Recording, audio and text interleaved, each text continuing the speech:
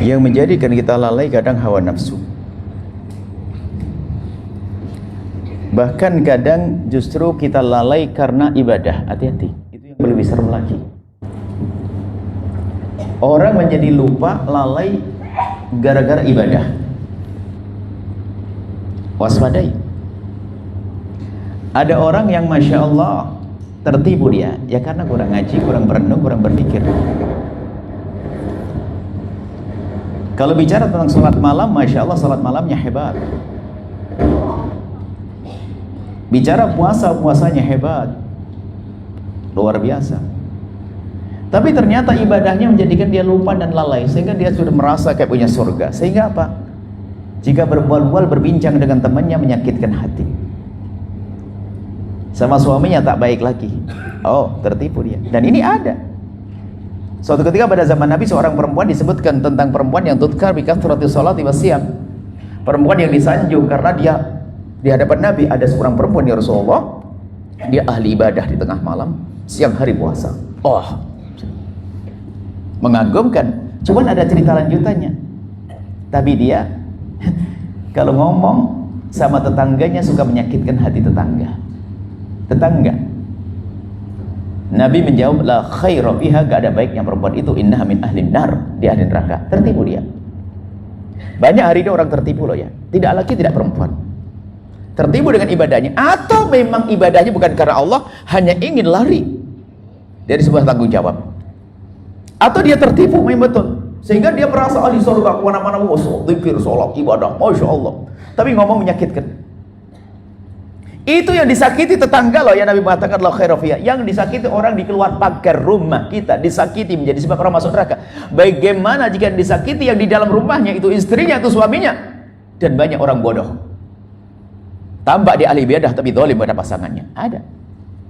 Hati-hati di sini. Makanya yang bikin lalai itu kadang juga ibadah. Makanya kita perlu cerdas. Banyak orang tertipu. Bisa jadi ibadah ini jadikan alasan dia untuk lari dari sebuah kewajiban loh ya.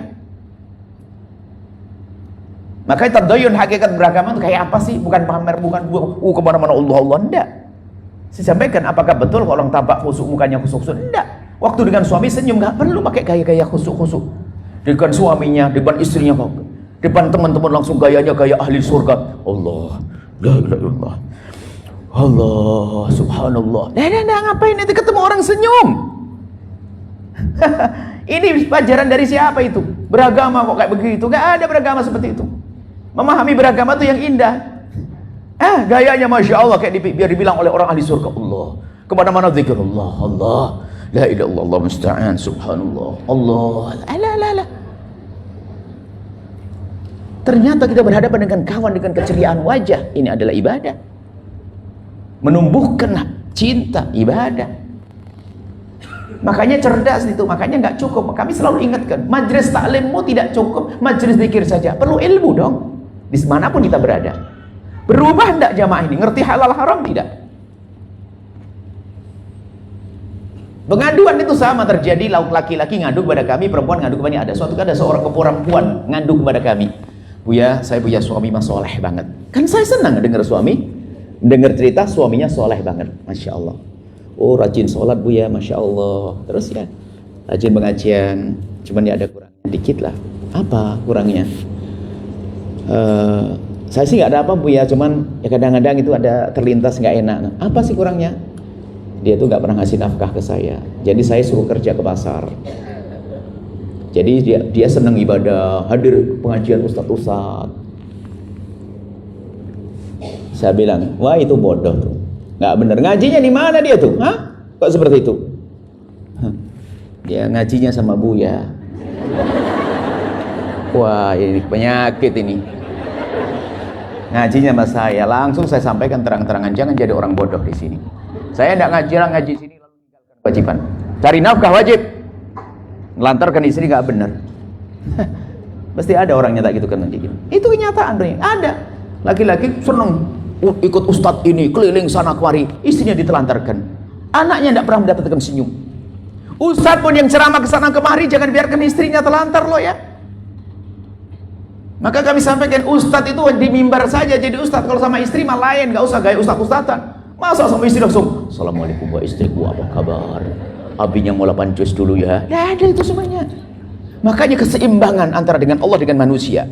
Makanya tadi disebut ibadah. Nah, ibadah iya. Tapi dengan manusia ini penting. Urusan dengan Allah apa sih? Urusan Anda dengan Allah apa? Seandainya, coba, seandainya kita itu cukup sholat 5 waktu, tak, tahu tak? Saja, bahasa Jawa. Seandainya Anda itu hanya melakukan sholat 5 waktu saja, puasa Ramadan saja, zakat sesuai itu saja, kemudian nggak ada tambahan sunnah-sunnahnya, tapi Anda baik kepada semua manusia, Anda ahli surga loh ya. Yang lebih repot urusan dengan manusia.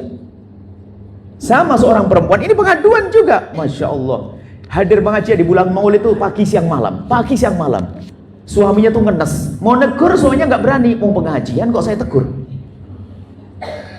Suaminya ngadu, Bu ya, nggak pernah saya dibuatin sarapan, kata alasannya cepet-cepet mau pengajian, makan siang saya masak-masak sendiri, saya beli di warung, nggak pernah ini. Tapi Masya Allah, Bu ya, dia soleha banget, dia rajin pengajian. Saya tahu sih, saya seneng, satu sisi saya senang istri saya pengajian, tapi ya itu di rumah ya nggak ada.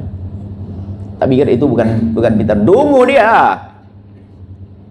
Makanya tadi bagaimana istiqomah dalam kebaikan, harus ada keseimbangan. Tadi ditanyakan tentang bagaimana baik tahajud ya, duha iya, tapi tolong jangan tertipu dengan ibadahmu. Kalau membaca kitabnya Imam Ghazali Al-Kashfu wa Tabyin, ranking orang yang tertipu, yang pertama adalah ahli ilmu. Orang punya ilmu itu lebih banyak tertipu juga. Adik-adik, makanya membaca kami perlu ingatkan kitab Al-Kashfu wa Tabyin yang insya Allah yang pernah mengikuti Al-Bahjah TV, Al-Bahjah TV kan juga TV parabola, sudah sampai Asia juga. Itu akan kita hadirkan nanti di sore. Al-Kashfu wa Tabyin itu karangan Imam Ghazali menggugah tentang orang-orang yang tertipu. Ternyata ranking tertinggi orang tertipu ulama yang dengan ilmu banyak tertipu.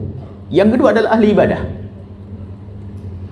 Ahli ibadah itu Masya Allah, kadang-kadang ibadahnya luar biasa, tapi Masya Allah, ibu-ibu yang hadir pengajian di sana itu pengajian nomor 1, wah paling rajin. Cuman kadang mohon maaf itu kadang-kadang ini didakui kalau ngomong sama suami itu sedikit keras, karena suaminya jarang ngaji barangkali. Jadi seenaknya ngomongnya, ada begitu tuh. Tadi kan disebutkan perempuan banyak ngaji ya, bapak-bapak seorang. Itu kadang ngundang emosi ibu-ibu loh ya. Nggak boleh seperti itu. Ustadz, ustadzah, hei, ustadz, ustadzah. Ustadz. Istrimu punya hak untuk senyum, mendapatkan senyum. Ustadzah. Jangan tertipu dengan keadaan, wah, suamimu, anakmu, hak. Nah itu menjadi cerdas agar tidak tertipu. Nah ini pertanyaan bagus sekali. Jadi yang menjadikan tertipu ternyata ibadah juga nipu kadang-kadang. Merasa sudah punya surga. Apalagi sudah ustadz atau ustadzah banyak ibadah. Wih, petentang-petentang. Kalau ngelihat orang rendahin, astagfirullahaladzim, ya Allah, astagfirullah. Merendahkan orang, dosa merendahkan orang. Makanya majelis zikir itu harus ada ilmu. Dan ilmu yang paling penting, ilmu yang disebut tadi agar hati tidak lalai, ilmu bersihkan hati. Agar tidak pincang. Agar tidak pincang. Makanya hakikat orang yang baik itu kan baik kepada Allah dan baik kepada sesama manusia. Adapun masalah ibadah agar istiqomah nanti ada bab lain. Tanda orang ikhlas, ini babnya beda itu. Tanda orang ikhlas itu yang satu istiqomah. Tanda kalau Anda ikhlas menghadiri majelis ini istiqomah. Kenapa? Seperti orang yang bekerja di sebuah company. Berangkat pagi pulang petang, berangkat pagi pulang petang, berangkat pagi pulang petang. Masya Allah istiqomah banget. Kenapa? Yakin di akhir bulan dia mendapatkan gaji. Oke? Keyakinan itu namanya kalau dengan Allah ikhlas. Yakin Allah akan beri kebaikan. Coba kalau company-nya sudah kayaknya bankrupt ya? Bangkrut.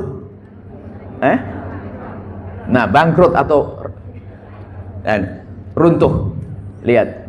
Sudah nggak istiqomah lagi. Aduh, nanti akhir bulan saya dapat gaji. Kan gitu ya? Lalu pertanyaannya, kenapa hari ini Anda rajin pengajian? Besok kok enggak, gara-gara beda ustadz saja? Maksudnya ustadznya bukan ustadz. Ada, termasuk ada ustadz mau ngajinya itu sama ustadz terkenal. Ustadz yang kelihatan di YouTube, di televisi.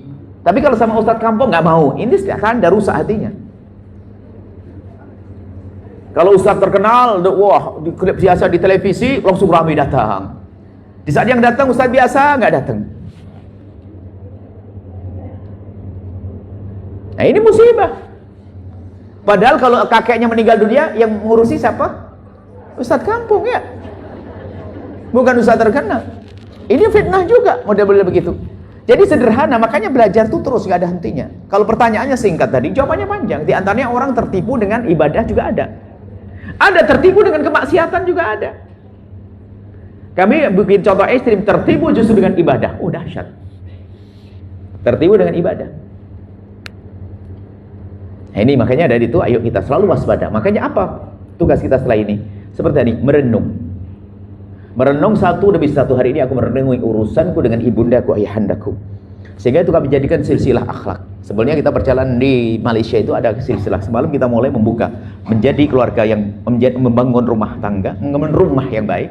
Di dalamnya ada ayah, ibu, suami, istri. Baru nanti kita lacak hubungan ayah dengan anak, hubungan saudara dengan saudara. Itu selacak hubungan suami istri, satu demi satu. Kadang orang baik dengan istrinya, Masya Allah, dengan istrinya luar biasa, dengan orang tuanya nggak baik. Oh, dengan istrinya baik, rebutan waris ada, pincang ada orang itu. Baik, kurang lebih seperti itu. Merenung terus tanpa henti. Bagaimana agar tidak tertipu? Sadar. Yang tertipu kan orang nggak sadar. Ya tidak sadar kadang dengan kebaikan. Makanya pengen tahu, jangan-jangan Anda ini hadir pengajian di sini tapi suaminya nggak dibuatin breakfast, nggak pakai sup sarapan. Atau bagaimana? Ini kan perlu jujur nih. Baik, kurang lebih seperti itu. Jadi terus kita ingat istiqomah. Nah, tanda yang kedua, ikhlas itu adalah serius. Serius. Kalau Anda bekerja di sebuah tempat di company, lalu dari company itu mengkabarkan bahwa untuk bulan ini you dapat gaji 2 kali lipat, dengan catatan serius dalam bekerja. Itkon tadi, serius dalam bekerja, dapat bonus. Dipasang CCTV. Tahu CCTV ya? Kira-kira apa? Wow, kerja semangat di depan CCTV. CCTV-nya mati, listrik mati. Pelanjarannya. Sekarang bertanya, apakah Allah pernah tidur? Dan Allah selalu memberi. Lalu kenapa hari ini Anda hadir pengajian, besok tidak? Kenapa malam ini tahajud, besok tidak? Apa yang menjadikan Anda tidak melakukan itu? Apakah Allah tidak melihat lagi? Berarti kekeroposan. Istiqomah terus. Kemudian serius. Makanya karena Allah melihat, maka aku semakin serius. Tapi di saat dia sudah mulai berubah, pengen dilihat oleh orang, pengen disanjung di ahli puasa, disanjung kalau di ahli tahajud, lihat lemah dia. Nggak ada orang, nggak akan tahajudan. Yang ketiga adalah tanda ikhlas itu adalah, nah itu tadi hubungan dengan ikhlas. Tidak pernah berpikir apakah dia jadi ekor atau jadi kepala dalam sebuah perkumpulan. Kadang sudah ikhlas lama, rupanya dia merindukan jadi kepala di sebuah perkumpulan begini. Giliran dia tidak jadi kepala, sudah hancur semuanya. Maka tanda ikhlas tidak pernah berpikir jadi kepala atau jadi ekor. Tapi dia berpikir, kalau aku jika di kepala akan aku tarik sekuat-kuatnya untuk maju. Jika aku jadi ekor akan aku dorong sekuat-kuatku untuk maju. Itu sederhana. Jadi biasa dalam hidup itu adalah, namanya ketua pemimpin adalah satu. Kalau dua berantem nanti. Jika ada yang satu dijadi, mungkin dia lebih pintar daripada yang diangkat. Cuman dia berkata, hei, kau jadi pemimpinku, tapi sungguhnya ilmumu di bawahku. Tapi jangan khawatir, aku akan bantu kau untuk maju. Begitu. Jangan malah merusak tuh ini. Orang begini jadi pemimpinnya. Nah, dalam sebuah perkumpulan agama maksudnya kebaikan. Termasuk ini kan sebuah yayasan, kemudian akan berkembang menjadi sesuatu yang besar dan sebagainya. Maka prinsip 3, tanda ikhlas 3 tadi. Nah, nanti ada nasihat buat pejuang-pejuang yang di tempat semacam ini.